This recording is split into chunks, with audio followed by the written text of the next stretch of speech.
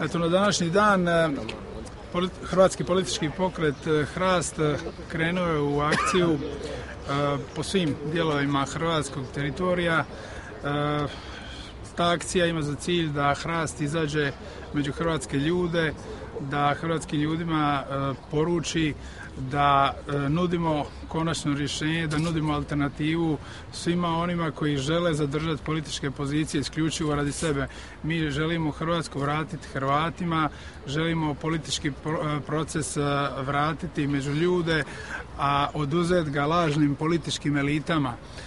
Danas je Hrast istupio u Dubrovniku, ovdje u Metkoviću, u Umagu, u Zaprešiću, u Murskom Središću i u Iloku.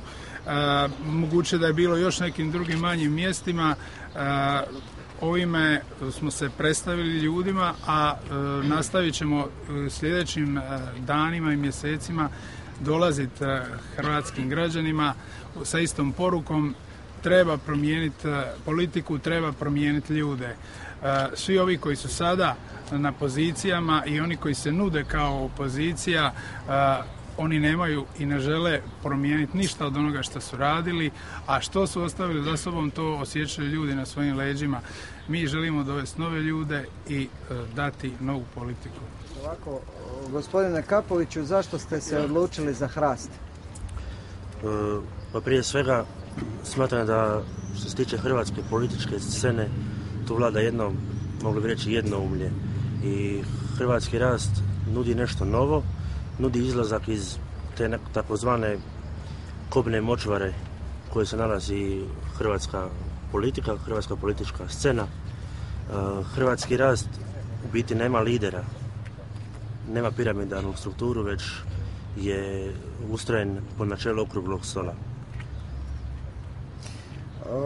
Budem li član Hrasta, može li se dogoditi da ja, ukoliko dovoljno potpisa skupim, završim u Saboru? Pa uglavnom može se, svak za sebe može skupljati potpise, međutim to nije garancija da će netko završiti u Hrvatskom saboru. Ukoliko nije, ne znam, mora imati neke određene moralne kvalitete i tako. Tko su ljudi ovdje iz našeg neretvanskog kraja, to nas ovdje najviše interesira, koji predstavljaju Hrast? Pa evo, trenutno sam ja koordinator Hrasta u gradu Metkoviću. Tu su još razne udruge, ja sam isto član udruge, građanske udruge Narenta.